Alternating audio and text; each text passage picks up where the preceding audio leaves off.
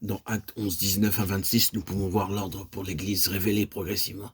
Cela commence à Antioche. Jusqu'alors, l'Évangile n'était prêché qu'aux Juifs.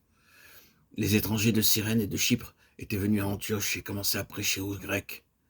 Le résultat fut qu'un grand nombre d'entre eux croyaient et se tournaient vers le Seigneur, parce que la main du Seigneur était sur eux. L'Église de Jérusalem y envoya alors Barnabas, qui était reconnu comme un prophète et docteur. Lorsqu'il arriva là, il témoigna que la grâce de Dieu travaillait puissamment. Mais il sentit immédiatement qu'il avait besoin de quelqu'un d'autre pour l'aider. Aussi, il s'en alla et ramena Paul, un apôtre, pour travailler avec lui à Antioche. Quoique le premier travail ait commencé puissamment, il ne pouvait progresser de lui-même. Il fallait le plein apport des apôtres, des prophètes et des docteurs.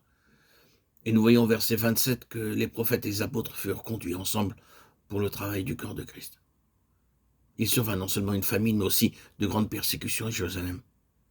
Lorsque Barnabas et Paul furent envoyés par l'Église pour leur porter du secours, ils apprirent que Jacques avait été tué et que Pierre était en prison.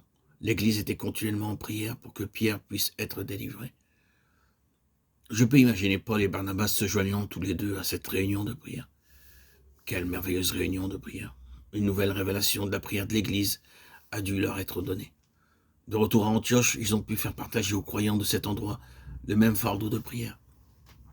À partir de là, un changement survint, comme nous le voyons dans Actes 13, 2, 3. C'est-à-dire que si la responsabilité de les conduire n'appartenait pas pour longtemps à Paul et à Barnabas, ils ne pouvaient pas non plus les laisser se gouverner eux-mêmes. Maintenant, la pensée de Dieu pour Paul et Barnabas devenait le fardeau de l'Église et était révélée à l'Église par le Saint-Esprit.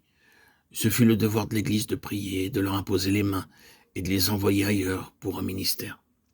Alors que nous avançons dans la lecture pour savoir ce qui est arrivé dans Actes 14, 21, 28, nous voyons l'ordre de Dieu s'accomplir admirablement.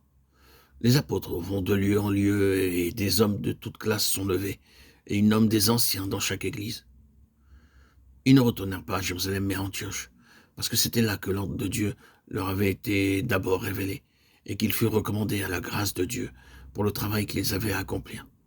Et lorsqu'ils revinrent, ils rassemblèrent l'église et leur racontèrent tout ce que Dieu avait fait. Ainsi les églises furent fondées en dépit des persécutions, des épreuves et des peines. Ils ne comptèrent pas sur les qualifications ou les conseils humains, mais sur le Saint-Esprit. Chaque fois que nous voudrons marcher dans le plan de Dieu, le diable combattra furieusement. Nous en trouvons l'évidence dans Exode 32, 1 à 8, lorsque Dieu sur la montagne a donné à Moïse le modèle du tabernacle.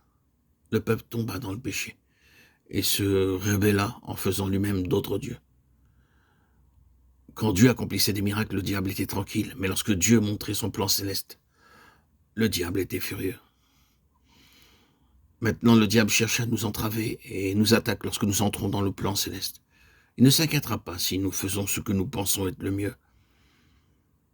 Ce n'est que lorsque nous voulons faire le travail de Dieu dans l'ordre parfait que le diable crée des difficultés qui sont dures à surmonter. J'ai vu ainsi bien des nouveaux convertis égarés parce qu'ils n'étaient jamais entrés dans la vie de l'Église. Ils avaient été engendrés par quelques personnes seulement. Aucun de nous ne peut porter ce fardeau seul. Dieu a donné ce fardeau à l'Église.